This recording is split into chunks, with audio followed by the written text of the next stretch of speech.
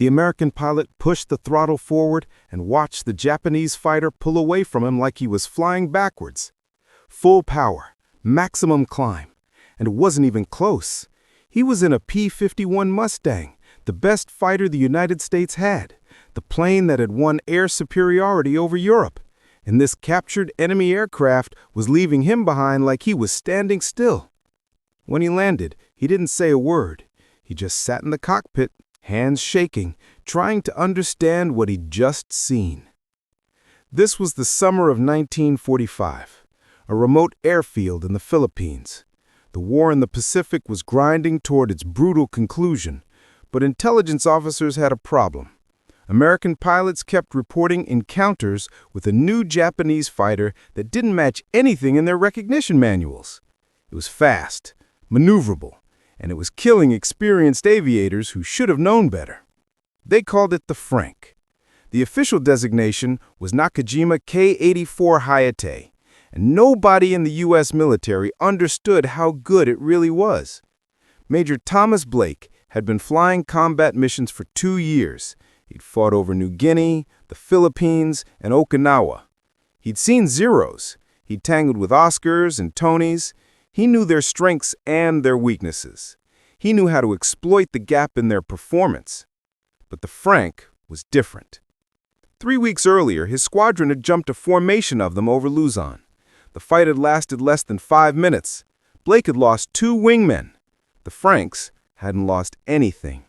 They'd climbed out of the fight, pulled away at an angle that seemed impossible, and vanished into the clouds before anyone could follow. The after-action report had been filed. Intelligence had added it to a growing stack of similar incidents. And then, 3 days ago, ground forces had captured an airfield with a K-84 sitting on it, fully intact.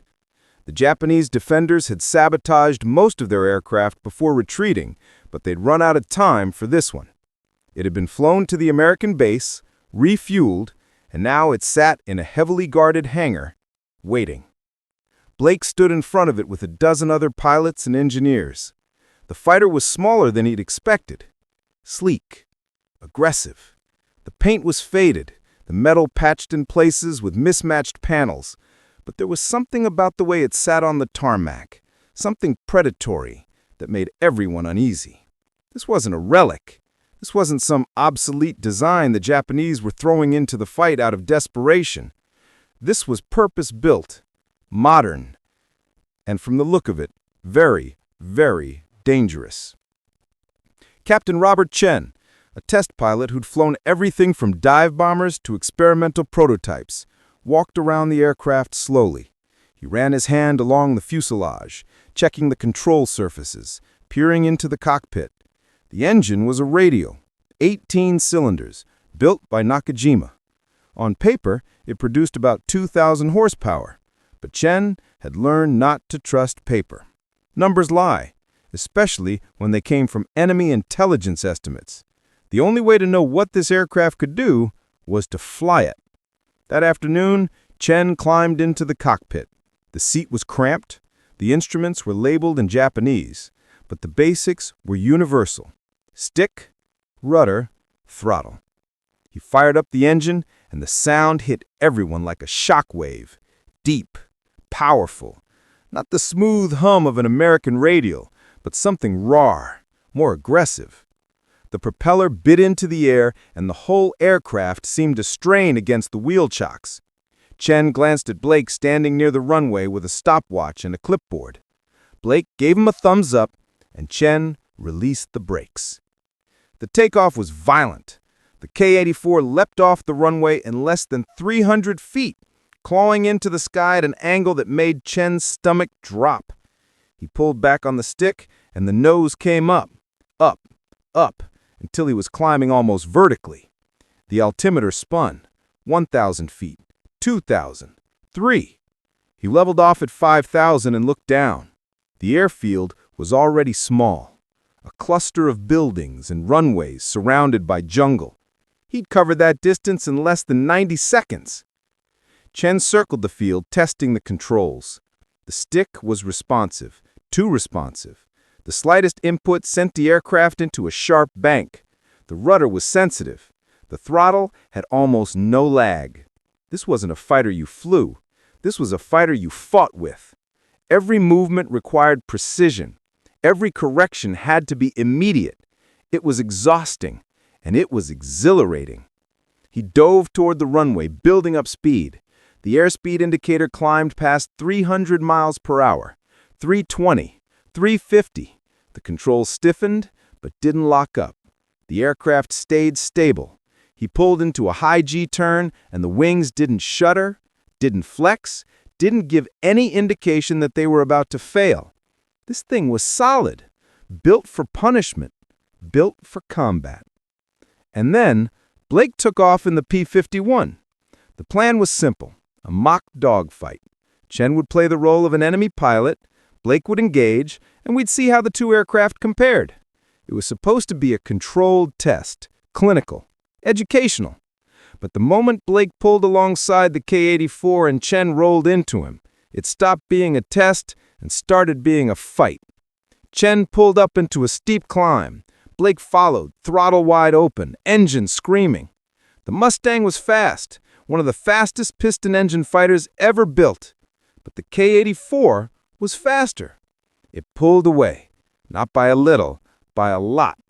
Blake watched the gap widen, watched Chen disappear into the haze above him, and felt something he hadn't felt in a long time. Fear. Chen leveled off at 15,000 feet and waited. Blake was still climbing, still trying to catch up. He could see him down there, a tiny silver dot against the green jungle below him. He pushed the stick forward and dove, picking up speed, arrowing toward Blake like a bullet. Blake saw him coming and broke left, hard and fast. Chen followed. The K-84 turned inside him, easily, effortlessly.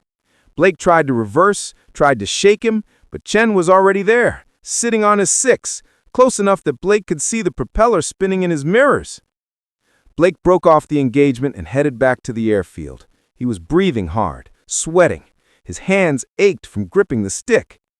When he landed and climbed out of the cockpit, Chen was already on the ground, leaning against the K-84 with his arms crossed.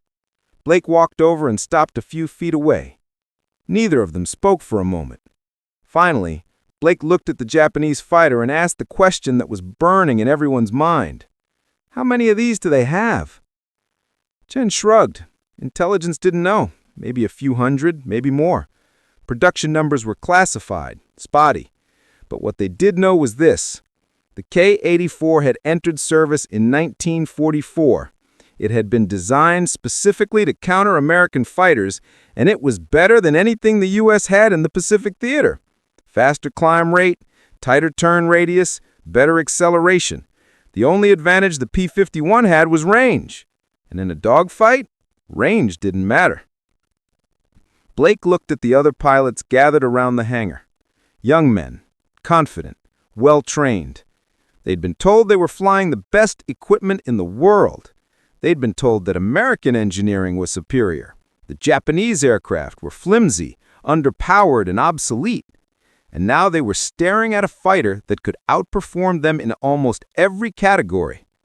Blake could see the doubt creeping into their faces, the fear, the realization that everything they'd been told might be wrong. That night, Blake couldn't sleep. He kept thinking about the climb, about the way the K-84 had pulled away from him like gravity didn't apply to it. He thought about the pilots he had lost, about the reports he had dismissed because they didn't fit the narrative. And he thought about what this meant. Because if the Japanese had one aircraft this good, what else did they have? What other surprises were waiting out there, hidden in the fog of war, ready to kill anyone who underestimated them? And somewhere in the darkness, another K-84 was flying. Another pilot was hunting, and he had no idea what was coming for him. The briefing room was packed. Every pilot from the base was there, along with intelligence officers, engineers, and a general who'd flown in from Guam specifically to see the captured Ki-84. Major Blake stood at the front, next to a chalkboard covered in performance data, climb rate, turn radius, maximum speed. Every number told the same story. The Frank was a problem. General Howard Mitchum, a decorated pilot from the First War and a strategist in this one, studied the data in silence. He'd spent 30 years in military aviation. He'd seen biplanes evolve into monoplanes. He'd watched dive bombers give way to level bombers. He understood the pace of technological advancement. But this was different. This wasn't evolution. This was a leap. The Japanese had built a fighter that matched or exceeded American performance in nearly every metric, and they'd done it with fewer resources, less industrial capacity, and under constant bombardment. Captain Chen stood beside Blake, still wearing his flight suit. He'd spent the last 3 days pushing the Ki-84 to its limits, testing every aspect of its performance. And with every flight, his respect for the aircraft had grown. It wasn't perfect. The engine overheated if you pushed it too hard for too long. The fuel system was temperamental. The radio barely worked. But as a pure fighting machine, it was exceptional. Whoever had designed it understood air combat at a level that was almost intuitive. One of the younger pilots, a lieutenant named Sam Reeves, raised his hand. He wanted to know why they hadn't seen more of these fighters. If the Ki-84 was this good, why weren't they everywhere? Blake looked at the intelligence officer, a thin man with wire-rimmed glasses named Patterson. Patterson flipped through his notes and gave them the answer nobody wanted to hear. The Japanese were building them. Lots of them. But they couldn't get them to the front lines. American bombers had destroyed most of Japan's transportation infrastructure. Fuel shipments were being intercepted. Experienced pilots were dying faster than they could be replaced. The Ki-84 existed in significant numbers. They just couldn't be deployed effectively. General Mitchum stood up and walked to the chalkboard. He erased one of the numbers and rewrote it.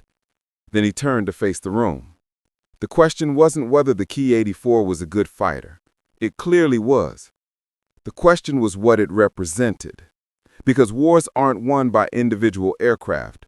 They're won by logistics, by production capacity, by the ability to get the right equipment to the right place at the right time. The Japanese had designed an exceptional fighter, but they couldn't sustain it. They couldn't fuel it. They couldn't maintain it. And that made all the difference. But Blake wasn't convinced. He'd felt the power of that aircraft. He'd seen what it could do in the hands of a competent pilot. And he knew that in the final months of the war, desperation made people dangerous. The Japanese weren't going to surrender easily. Every island, every city, every airfield would be defended with everything they had. And if even a handful of Ki-84s made it into the air over the home island, American losses were going to be catastrophic. Over the next week, Blake flew against the Ki-84 5 more times. Each flight was the same. He'd try a new tactic, a different approach, and each time, Chen would counter it effortlessly. The Ki-84 could outclimb him, outturn him, outaccelerate him. The only time Blake gained an advantage was when he used altitude and speed together, diving from above and refusing to get drawn into a turning fight. But that required perfect positioning, perfect timing, and in combat, perfection was a fantasy. The other pilots took turns flying against it too. Some did better than Blake, most did worse, but everyone came away with the same conclusion. If you met a Ki-84 in the air and the pilot knew what he was doing, you were in trouble. Real trouble. The kind of trouble that got you killed. On the 8th day, Patterson brought new intelligence. A formation of Ki-84s had been spotted defending an airfield near Tokyo. Allied bombers had been ordered to hit it, escorted by a full squadron of P-51s. The raid had been a disaster. 3 bombers lost, 5 fighters damaged, and the Japanese had only committed 6 Ki-84s to the defense. 6 aircraft had held off a force 10 times their size.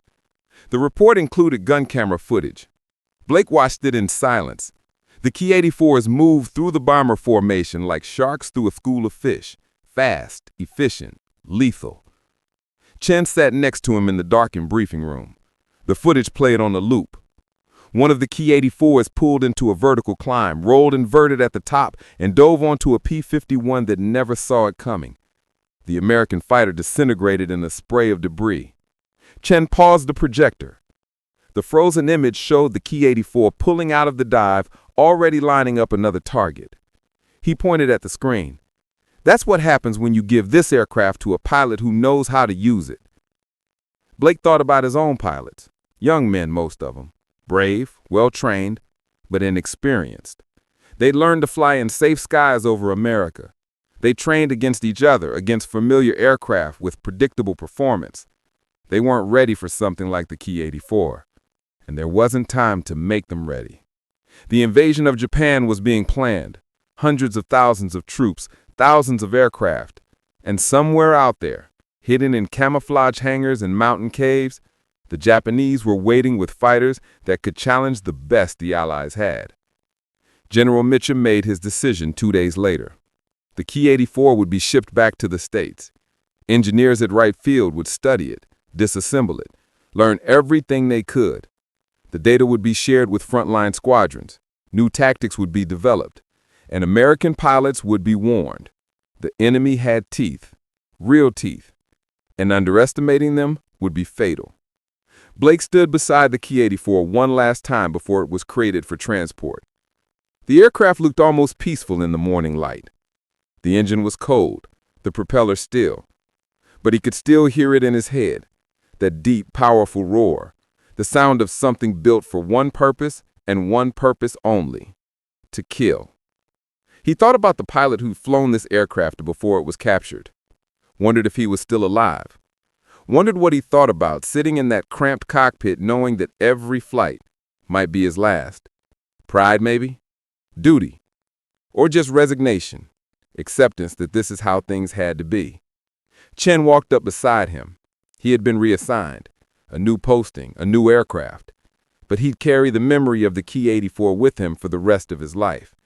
He told Blake something he'd been thinking about for days. The scariest thing about that fighter wasn't how good it was. It was how close the Japanese had come to building something even better. If the war had lasted another year, if they'd had more time, more resources, who knows what they might have created? Blake nodded. He'd been thinking the same thing. The crate was sealed. The Ki-84 was loaded onto a transport ship, and within a week, it was gone. But the lessons it taught remained. The Japanese weren't beaten yet, and until the war was over, every pilot in the Pacific would fly with the knowledge that somewhere out there, in the scattered remnants of the Japanese Air Force, machines like the Ki-84 were still hunting, still fighting, still deadly. Blake flew his last combat mission 3 weeks later. He never encountered a Ki-84 in battle, but he flew every sortie like he might. He checked his six constantly. He kept his altitude, his speed, his discipline. And when the war finally ended, when the surrender was signed and the guns went silent, he thought about that captured fighter, about what it represented. Not just Japanese engineering, not just a weapon, but a reminder that in war, assumptions kill, that the enemy deserves respect, and that the difference between victory and defeat is often smaller than anyone wants to admit. Years later, Blake would visit the Air Force Museum and see a Ki-84 on display, restored, polished, a relic of a war that had ended decades ago.